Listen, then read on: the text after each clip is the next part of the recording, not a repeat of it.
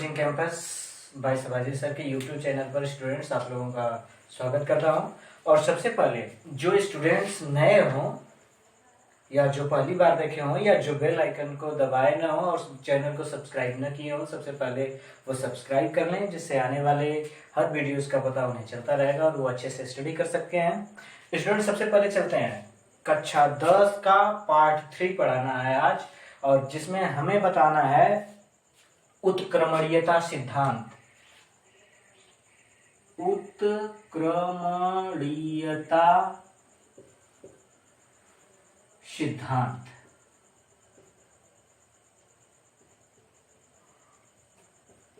उत्क्रमणीयता सिद्धांत। उत्क्रमणीयता का मतलब ये समझ लीजिए, उत्क्रमण होना या उल्टा हो जाना, विपरीत होना। तो सबसे पहले हम परावर्तन की घटना को इससे पहले वाले वीडियो में बता चुके हैं कि जब कोई प्रकाश स्रोत एक माध्यम से चलकर दूसरे माध्यम, जब प्रकाश किरण एक माध्यम से चलकर दूसरे माध्यम के किसी चिकने पालिशदार तल से टकराकर पुनः उसी मार्ग में वापस लौट जाती है, तो प्रकाश की इस घटना को प्रकाश का परावर्तन कहते हैं, जिस पर आपतन बिंदु है और इसके ऊपर से अभिलंब डाल दिए हैं। लेकिन ये रही परावर्तन की घटना स्टूडेंट्स। फिर इसके बाद हम बोलेंगे उत्क्रमणीयता सिद्धांत क्या है। तो उत्क्रमणीयता सिद्धांत में देखिए, सेम जो फिगर ये है वही फिगर यहां पे है, और इस फिगर में देखिए, आप इस फिगर में देखिए, सबसे पहले आपतित किरण आई है, आपतन बिंदु पर टकराई है और टकराने के बाद वापस चली गई है। लेकिन यहां पर एक दर्पण लगाया गया है, दर्पण, और दर्पण से टकराने के बाद अब यहां से किरण को आपतित मान लिया गया है। अब ये आपतित किरण और यहां से टकराने के बाद अब ये परावर्तित किरण हो जाएगी। स्टूडेंट्स इस बात का आप लोग ध्यान रखिएगा कि इस आपतित किरण की घटना में फिगर सेम है, देखिए यहां पे भी सेम है, लेकिन उत्क्रमणीयता सिद्धांत की बात में इस मैटर को हमें बदलना पड़ेगा। और यहां पर अब हमें परावर्तित किरण, देखिए स्टूडेंट्स यहां पे जो परावर्तित किरण है, यहां पे अब आपतित किरण का काम मान लिया जाएगा, आपतित किरण अब इस दर्पण के बाद, और यहां पर हो जाएगी ये परावर्तित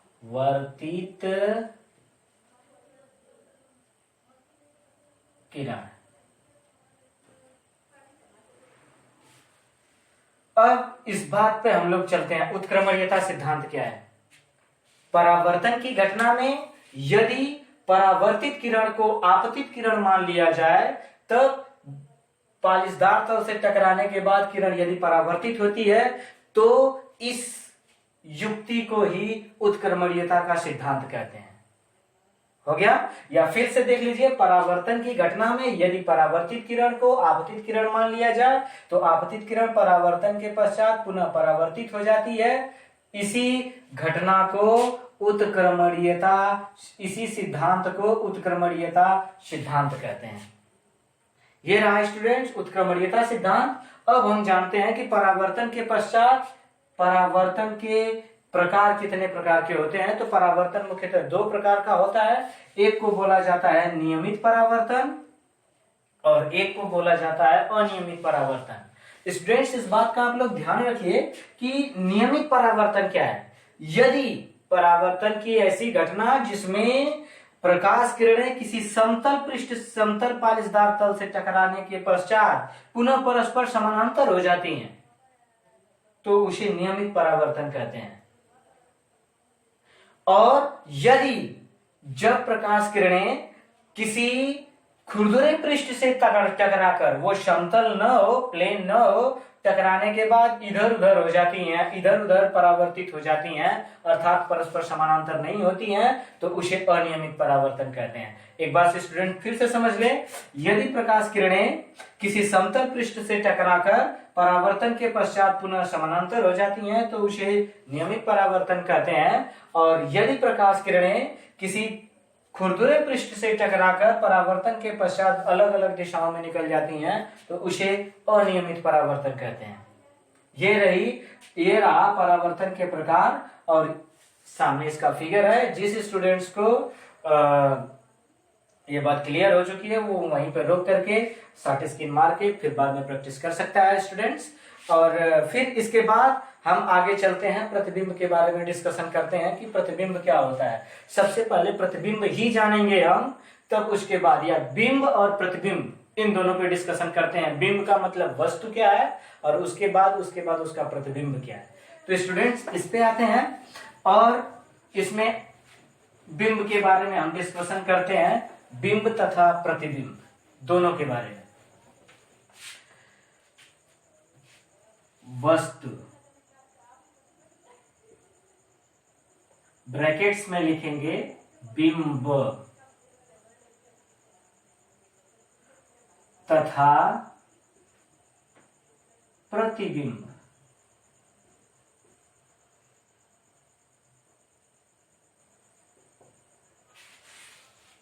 बिंब तथा प्रतिबिंब।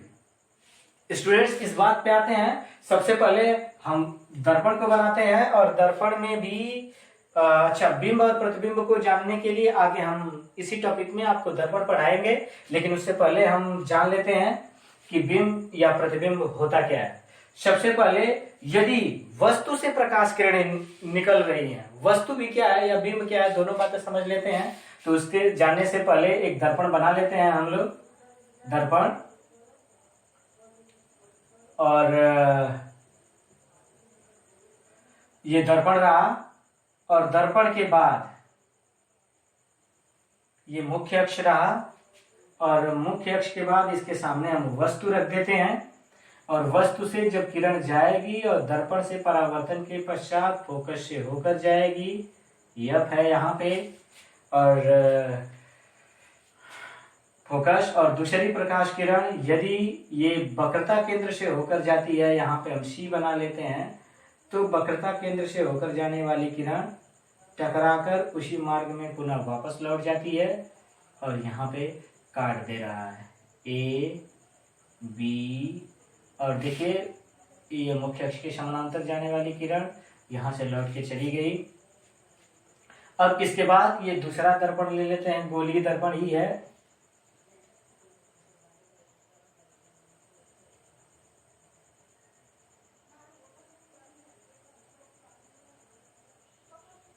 ठीक है,